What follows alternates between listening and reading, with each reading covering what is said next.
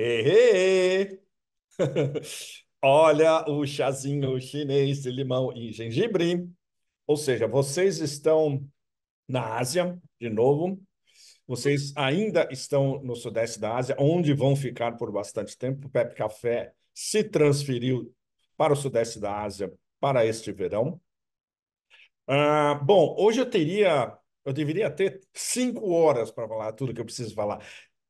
Tem uma série de acontecimentos importantíssimos, interligados acontecendo, e vai ser bastante difícil a gente resumir isso em meia hora, mas vamos tentar. Quem sabe isso daqui me dê poderes de criptonita especiais para o resumo. Então vamos lá. Eu não estava pensando nisso, mas eu vou deixar para o final, dando tempo, que é um artigo importantíssimo, uma coluna importantíssima do Michael Hudson, apontando para algo que vários de nós, independentes, analistas independentes, vemos falando já há muito tempo, há anos. E é algo que eu sempre friso nas podcasts que eu faço também para o Brasil. E o Michael, nas podcasts dele e nos livros. E a gente discute, e nós já discutimos isso por e-mail várias vezes em detalhe. Tem um novo livro do Michael que eu espero receber o PDF essa semana, que eu quero fazer uma resenha que é super importante, continuando o seu trabalho de examinar a economia na antiguidade. Bom, mas isso vai ficar para o final, que é como desapareceu completamente no Ocidente a noção de direita e esquerda, que é algo que no Ocidente inteiro, Brasil inclusive, permanece um mito e é uma falácia absoluta. Isso não existe mais. A gente vai discutir isso em detalhes no final. Mas antes tem muita coisa super importante interligada que eu vou tentar resumir ao máximo. A cúpula da Organização de Cooperação de Xangai, na semana passada, em Astana, no Cazaquistão, que foi extremamente importante, agora bom, em português é OCX, né? Organização de Cooperação de Xangai. Bom, a OCX agora são 10, com a entrada da Bielorrússia. Então é OCX 10, que é irmã, prima, parente dos BRICS 10. E, como a gente já discutiu isso e vai continuar discutindo, a possibilidade de um, um merger, deles se mesclarem, deles se. Bom, eu esqueci em português como é merger, se juntarem nos próximos anos. E, especialmente, a discussão principal em Astana, que foi a SO ou a OCX como um nó fundamental na reformulação do mapa de segurança da Eurásia inteira. Isso é super importante. Bom, aí teve, imediatamente na sequência, um espetáculo extraordinário, observado com um, um eu diria um gozo extremo pelo Sul global, pela maioria global, o avião da paz de Viktor Orbán indo para Moscou para conversar com Putin e, no começo dessa semana, chegando em Pequim para conversar com Xi Jinping. Paz na Ucrânia, que é algo que nenhum dirigente ocidental, e especialmente europeu, nem toca. Não existe possibilidade de paz na Ucrânia para todos esses guerreiros de poltrona. Bom, imediatamente conectado com isso, a visita de Modi a Moscou. Sensacional. Começo dessa semana. Modi foi recebido como um irmão, tratou Putin como um irmão. As relações Rússia-China são fundamentais, são dois BRICS importantíssimos, e isso vai ter repercussões no funcionamento dos BRICS e da OCX, da Organização de Cooperação de Xangai. A eleição no Irã, membro dos BRICS, importantíssimo.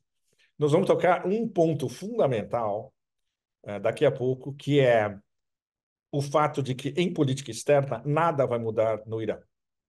O novo presidente se encontrou com o líder Ayatollah Khamenei ou seja, a continuação da política que estava sendo desenvolvida pelo ex-presidente Raisi e pelo seu ministro das Relações Exteriores, Abdul-Rahman, continua. E é centrada em BRICS, OCX, Acordo com a União Econômica Euroasiática, o que no Irã é chamado olhar para o leste, que é o pivô deles para a Ásia, e, ao mesmo tempo, que vai ser o toque, digamos, diverso dessa presidência em relação à presidência anterior, tentar melhores relações com o Ocidente, especialmente com os Estados Unidos, tentar reavivar o acordo nuclear e acabar com as sanções. Bom, isso a gente já pode concluir desde já que vai ser uma tarefa além. Seriam precisos 150 mil Sísifos empurrando rochas em cima de 150 mil montanhas para isso funcionar. Não vai acontecer, infelizmente. Seja qual for a próxima administração dos Estados Unidos, e provavelmente vai ser Trump 2.0, não vai acontecer. Trump destruiu o acordo nuclear, ele mesmo, pessoalmente, com um golpe de caneta. Então será muito difícil para o Irã conseguir eliminar sanções nas Nações Unidas é uma coisa, eliminar as sanções americanas do Congresso americano e de Washington é outra, completamente diferente. Isso não vai acontecer. Mas haverá uma tentativa, pelo menos. Fundamentalmente, o Irã permanece como um ator essencial no processo de integração euroasiática, nas relações ah, estratégicas, especialmente com Rússia e China, e isso inclui BRICS, mais uma vez, Organização de Cooperação de Xangai, fazer um novo mapa de segurança euroasiática em benefício de todos os atores, mais investimentos chineses em relação em projetos das novas rotas da seda, bem em projetos auxiliares também, investimentos russos no complexo de óleo e gás de energia iraniana, que precisa, como é que chama, um upgrade sério, e nada disso vai mudar. O voto, fundamentalmente, para Pezeshkian foi um voto de política interna. A crise no Irã é muito séria, isso é algo que vários de nós temos debatido nos últimos dias. Eu debati, inclusive, aqui com meios diplomáticos que acompanham o Irã muito, muito próximo, e que meios diplomáticos também chineses em conexão com o Irã. A inflação é alta, o desemprego é alto, o impacto das sanções ainda é enorme. E é muito difícil, é um processo a longo prazo do Irã tentar sanear a sua economia.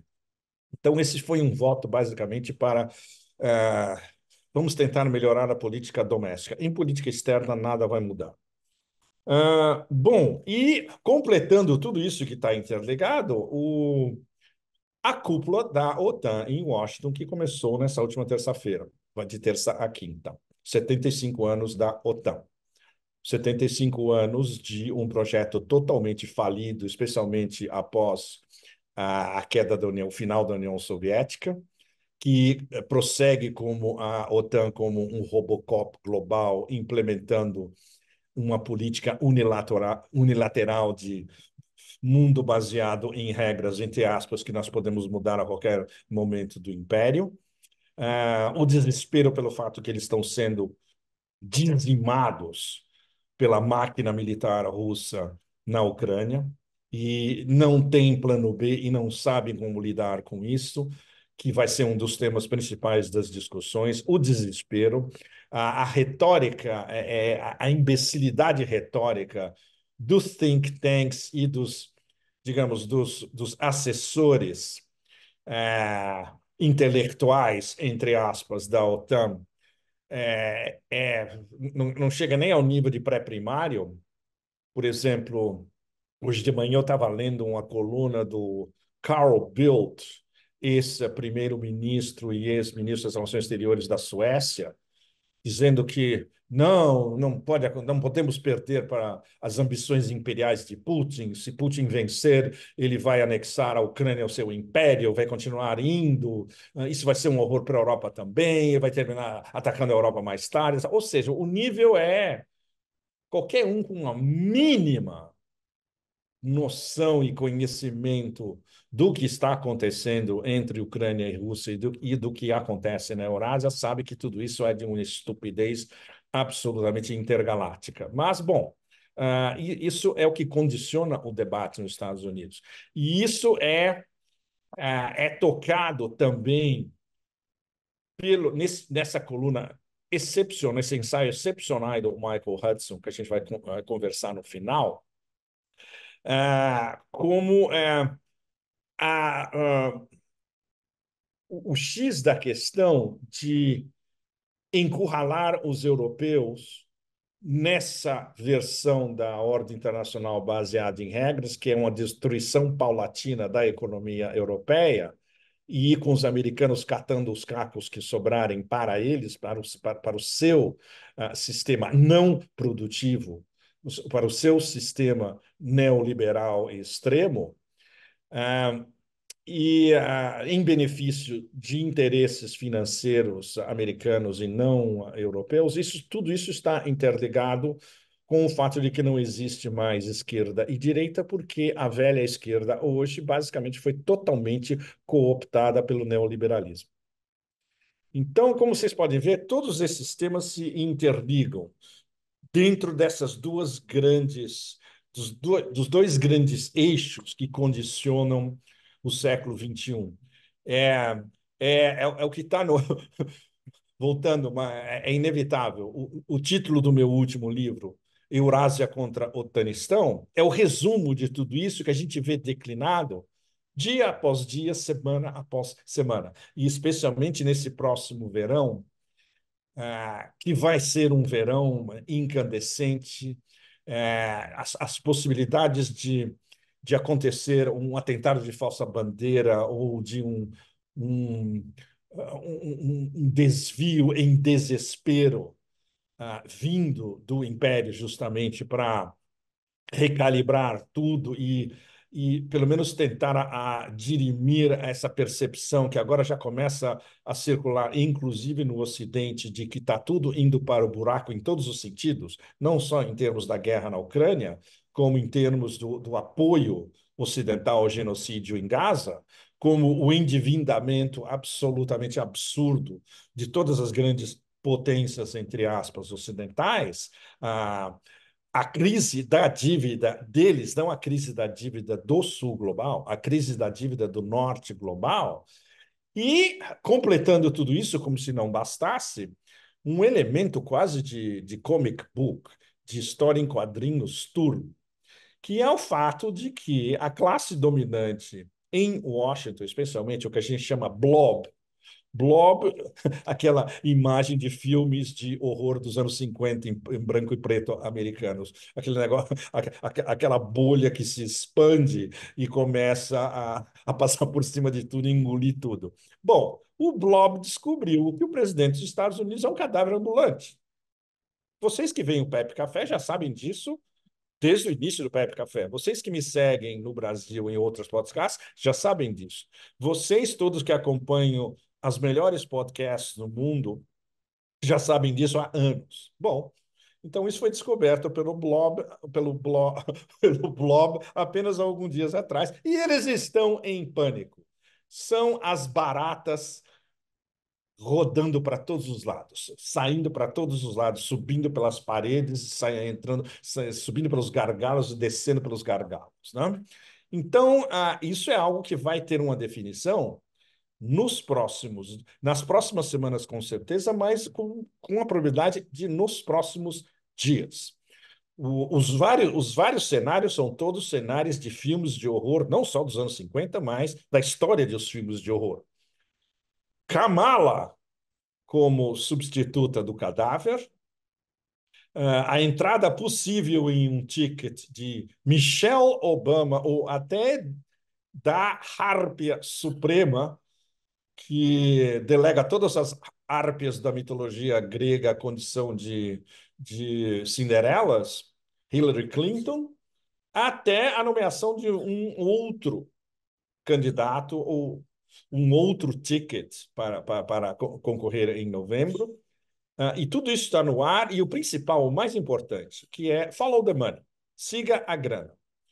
A grana dos principais contribuintes do Partido Democrata e dos principais apoiadores de Joe Biden está desaparecendo a um ritmo absolutamente mais rápido do que nós bebendo o nosso chá chinês.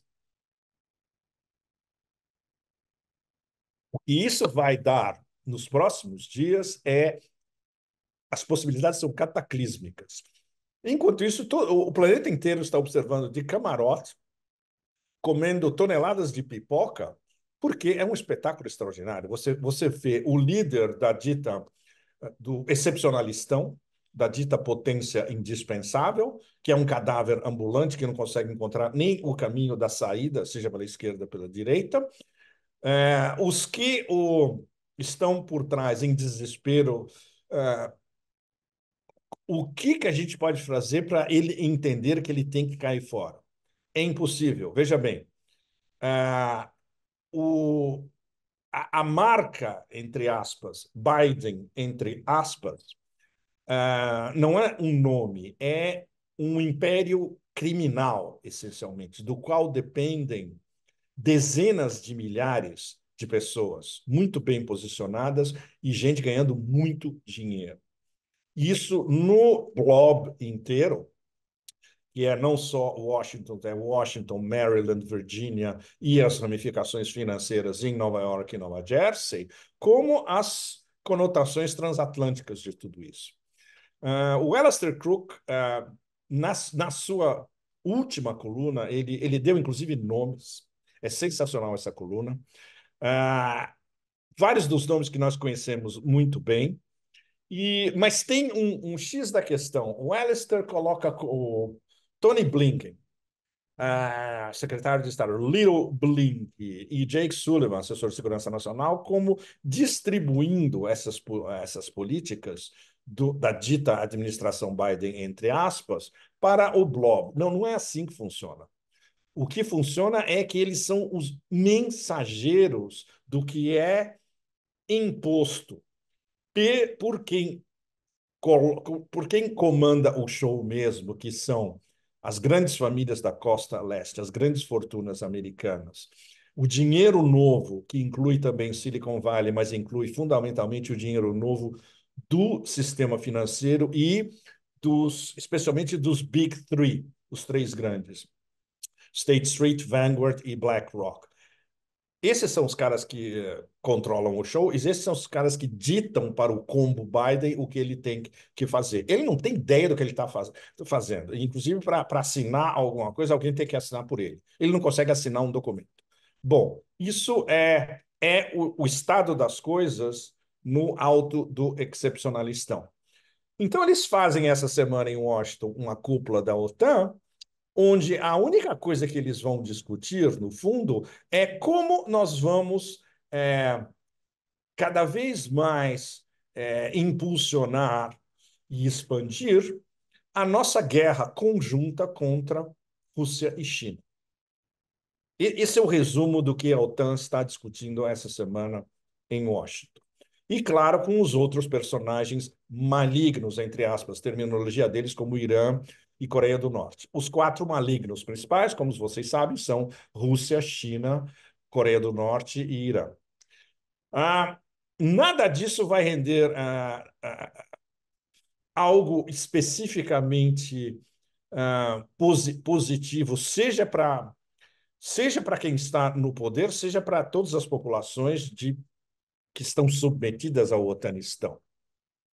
O perigo são uma série de inflexões e de detalhes que nos dão o quadro de como essa subida quase vertical em direção a uma guerra quente é mais ou menos inevitável. Tem exemplos N exemplos, desde a quantidade absurda de armas que chega à Romênia para ser distribuída à Ucrânia, o fato de que a Polônia fez um acordo com a Ucrânia dizendo que a Polônia tem autorização para abater mísseis russos sobre o espaço ucraniano, o que é, na prática, a entrada da Polônia, membro da OTAN, em uma guerra quente contra a Rússia, e vai haver repercussões. Então, esses são apenas alguns detalhes. E a consolidação cada vez maior do que a gente chama de Pacto de Schengen militar. Você sabe o Pacto de Schengen, que é a circulação livre de pessoas dentro da área de Schengen. Esse pacto de Schengen militar é circulação livre, entre aspas, de armas em todo o espaço de Schengen, tudo dirigido anti-Rússia.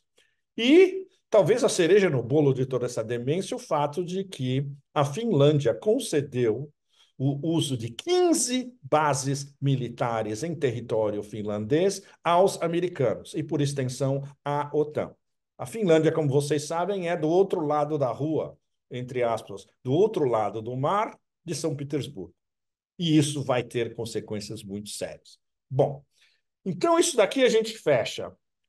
Por um lado, em Astana, se discutindo fundamentalmente entre os 10 e entre os observadores. Veja bem, tinha observadores importantíssimos como a Turquia e o Azerbaijão, por exemplo, na cúpula da Organização de Cooperação de Xangai em Astana, discutindo o que eles chamam de nova arquitetura de segurança da Eurásia, que é exatamente o oposto do que a OTAN está discutindo essa semana em Washington, que é guerra eterna sob o comando, entre aspas, da OTAN, na verdade, a OTAN subordinada ao Império, para impor a ordem internacional baseada em regras, entre aspas, regras que o Império faz e desfaz assim. Bom, então esse é o contraste direto. Ah, o fato de que o Orbán pegou o seu avião militar, o Expressinho da Paz, digamos, e foi primeiro para Moscou, depois para Pequim, para falar com o grande urso e o grande dragão, o grande panda, a reação dos vassalos europeus, da União Europeia inteira, da Comissão, Conselho da Europa, etc. e tal, foi algo realmente de comic book. Todos ficaram absolutamente horrorizados, destrataram o Obama, porque onde já se viu um líder de um país europeu procurar paz com a Rússia? Imagina, não pode fazer um negócio desse, de jeito nenhum. E foi o que o Orbán fez com enorme sucesso. Ele aprendeu muito do que ele ouviu de Putin. Ele disse que todas as perguntas diretas que ele fez a Putin foram respondidas diretamente e em detalhes. Ele aprendeu muito em conversar mais uma vez com Xi Jinping, tem projetos importantíssimos das novas rotas da seda na Hungria, além de tudo. E eles, na sequência, no momento que estamos falando, vai à cúpula da OTAN em Washington também. Ele está conversando com todo mundo. E é uma iniciativa em benefício da Hungria, evidentemente, em benefício de um país soberano europeu e em benefício de achar uma solução para algo que, do ponto de vista do Ocidente coletivo, é absolutamente impossível, mas que, do ponto de vista da maioria global, como é discutido em todas essas cúpulas da maioria global, é absolutamente necessário. E isso junta com a aproximação cada vez maior dentro de todas as organizações multilaterais, MOD Putin, super importante. Uh, e isso pode agora, quem sabe, vamos ver se a gente vai ter tempo de eu entrar pelo menos no principal da coluna do Michael Hudson, onde basicamente ele examina que as diferenças políticas entre os partidos centristas europeus são marginais, porque basicamente todo mundo é neoliberal. Eles são a favor de cortes neoliberais em despesas sociais, eles são a favor de rearmamento ou armamento, considerando que a Europa está basicamente desarmada, eles são a favor de arroxo fiscal e desindustrialização. Essa é a Europa centrista. Olha que demência. E que apoia totalmente essa regra internacional baseadas em a ordem internacional baseada em regras que o império faz e desfaz. O Michael sintetiza basicamente em uma frase. A palavra centrista, entre aspas, significa não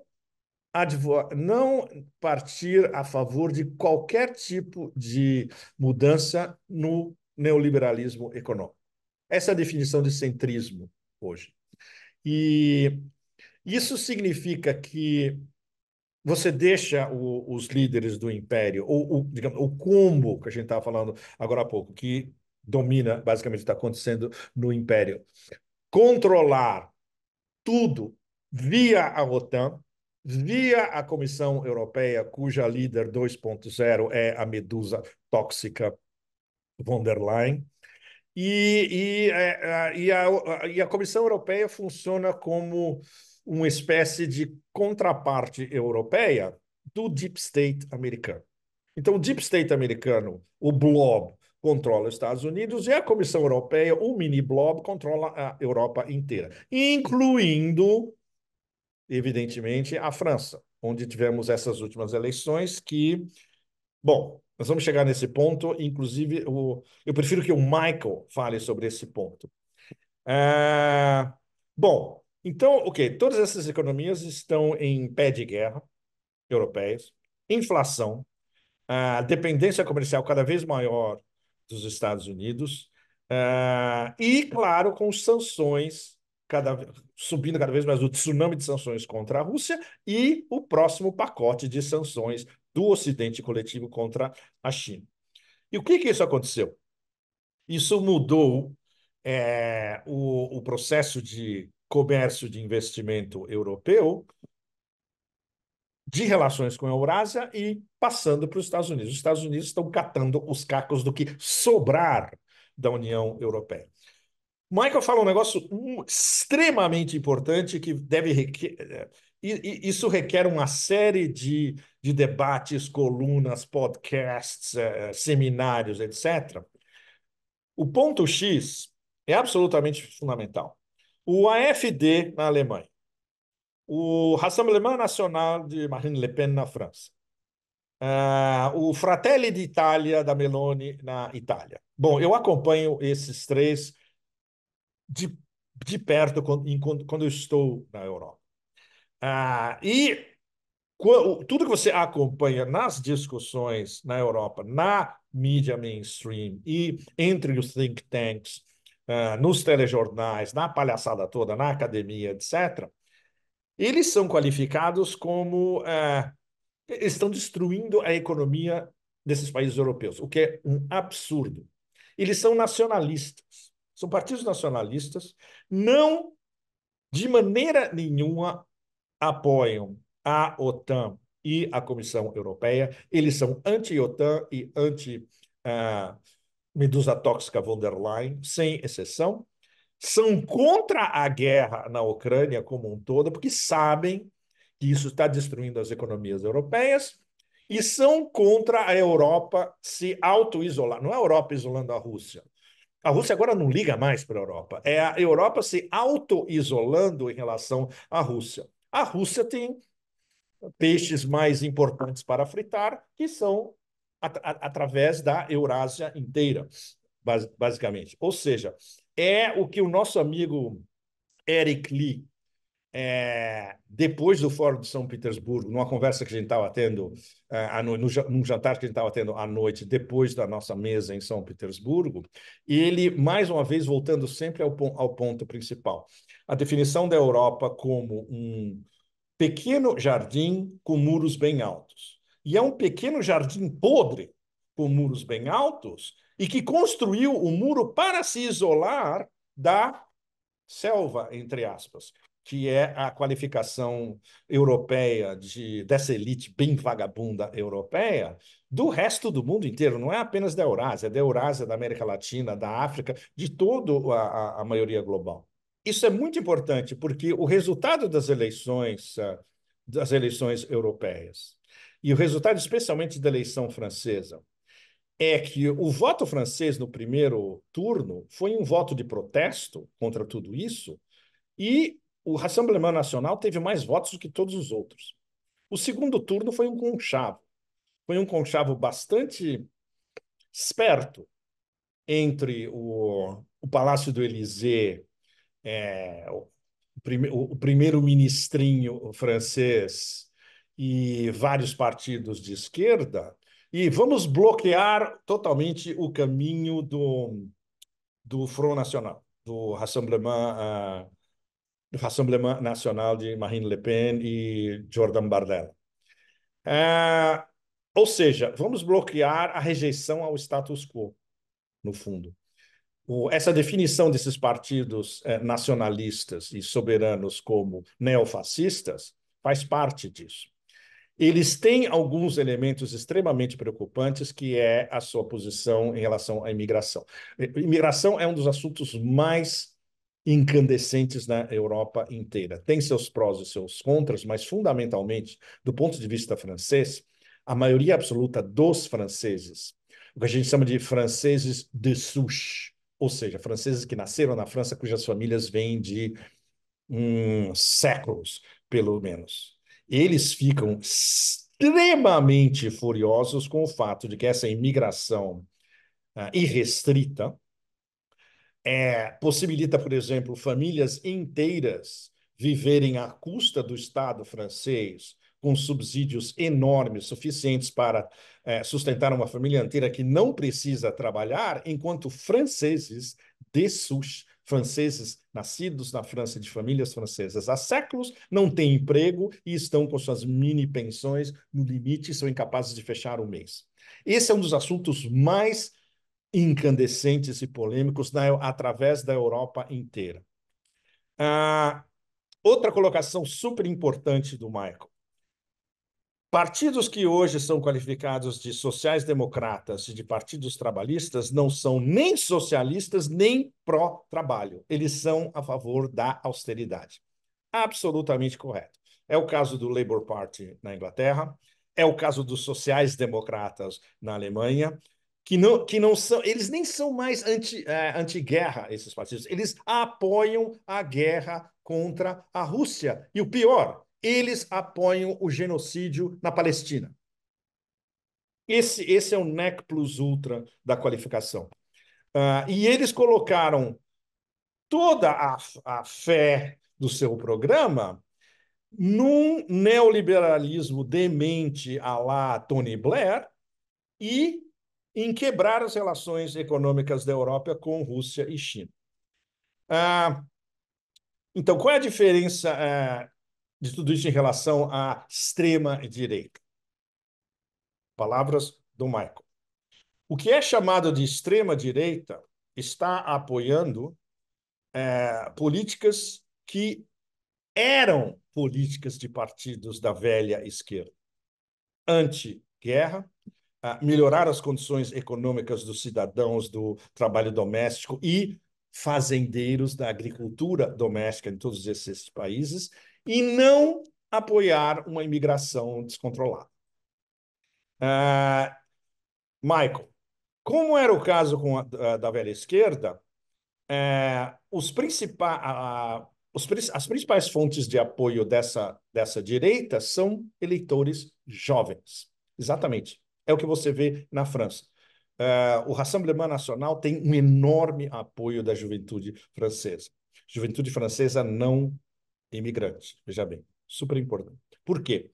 Porque eles é que estão pagando o preço da queda dos salários reais na Europa inteira e da queda do standard of living europeu, que gerações anteriores, inclusive a minha geração, por exemplo, para eles era mais do que normal. A Europa nos anos 60, 70, que era uma Europa baseada, por exemplo, comprando gás barato da União Soviética, expansão econômica, e tinha um caminho de mobilidade social que não existe mais. Então, o X da questão, a conclusão definitiva do Michael, que deve fazer refletir as ditas esquerdas, todas no Ocidente, e isso todos nós, analistas independentes, estamos absolutamente de acordo, eu sintetizo. A velha divisão entre direita e esquerda, entre partidos de direita e de esquerda, não tem mais nenhum sentido. Ou seja, isso é o X da questão para a gente discutir, para vocês no Brasil discutirem, para o Ocidente coletivo inteiro discutir, e o fato de que esse esfacelamento de direitas e de esquerda, de extrema direita e de extrema esquerda, algo que foi jogado muito, muito, muito bem por quem manda realmente na França, e o reizinho é apenas um emissário, eles conseguiram, no momento, uma parte muito importante do plano original, que é colocar na verdade, estigmatizar extrema-direita de um lado, extrema-esquerda do outro, em choque total um contra o outro, paralisando e polarizando o país inteiro, enquanto eles, no meio, no centro, entre aspas, ganham tempo para manter essa deriva da França, especificamente nesse caso da França, para esse neoliberalismo completamente exacerbado, para esse guerreirismo anti-russo e breve anti-chinês também exacerbado. Ou seja, o plano deles a curto prazo está funcionando. A gente não sabe o que vai acontecer a médio e a longo prazo. Bom, a conclusão final, e bastante radical, mas podia ser o lema em cima de todos nós para tudo que está acontecendo agora e que vai continuar acontecendo, especialmente nesse segundo semestre que vai ser incandescente, é que não existe mais esquerda e direita no Ocidente inteiro.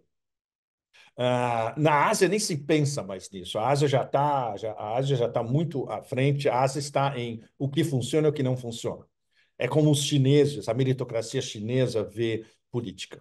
A gente aplica o que pode funcionar e o que não vai funcionar, a gente reestuda e reaplica. E no caso da Rússia, no caso do Irã, a mesma coisa. No caso, até no caso da Turquia, que é bem mais complicado, mas anyway. Não existe mais divisões ideológicas. A divisão ideológica esquerda e direita é absolutamente inconsequente e irrelevante hoje. O que existe é o 0,1% contra o resto inteiro. E isso especialmente no Ocidente coletivo, incluindo a América Latina.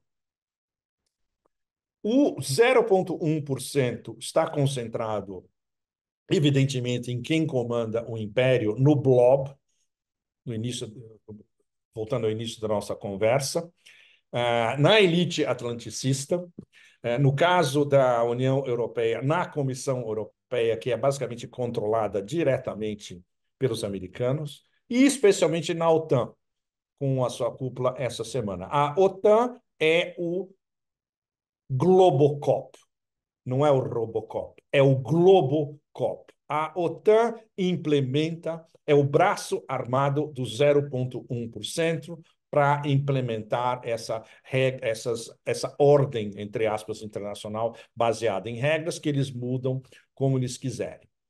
O contrapoder, dentro da Europa, com todas as suas imperfeições e com todos os seus sérios problemas conceituais e problemas humanísticos também, são partidos soberanistas, que apoiam em soberania de cada uma das nações europeias. Isso inclui, evidentemente, a Hungria de Viktor Orbán, que não é por acaso que está constituindo uma coalizão de partidos soberanistas no Parlamento Europeu.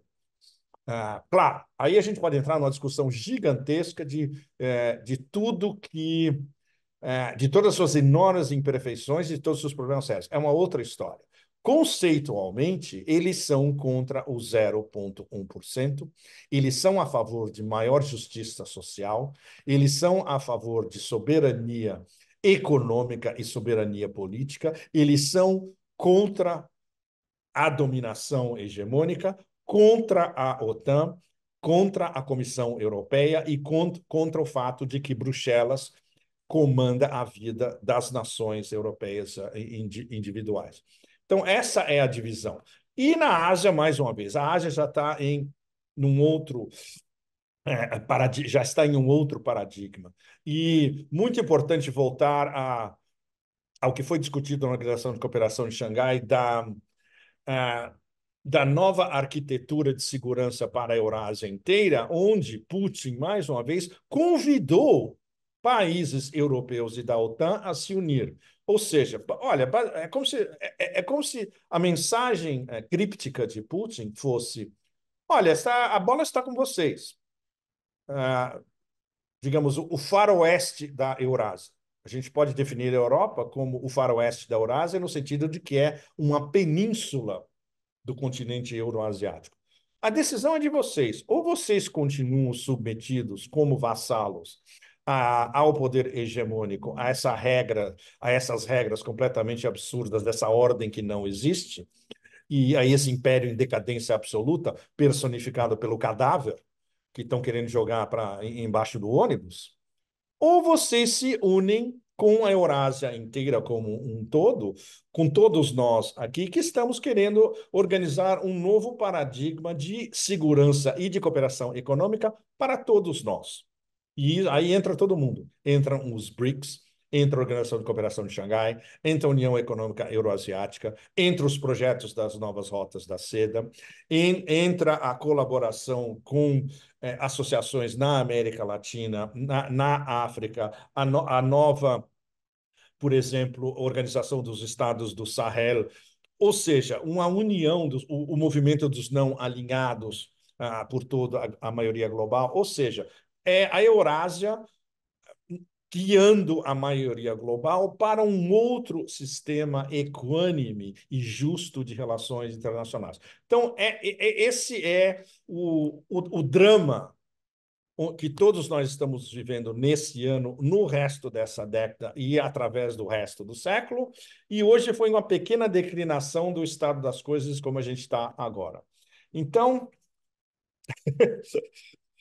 sempre há o chá chinês de limão e gengibre para nos amainar e para acalmar os nossos espíritos e para provocar, quem sabe, um estado extra budista taoísta de equilíbrio interior que possa refletir mais tarde em um equilíbrio geral. Bom, do Sudeste da Ásia, muito obrigado a vocês. Até a semana que vem. Assinem o canal, acompanhem, entrem nessas discussões, vejam esse texto do Michael Hudson em detalhes e até a semana que vem. Tchau, tchau.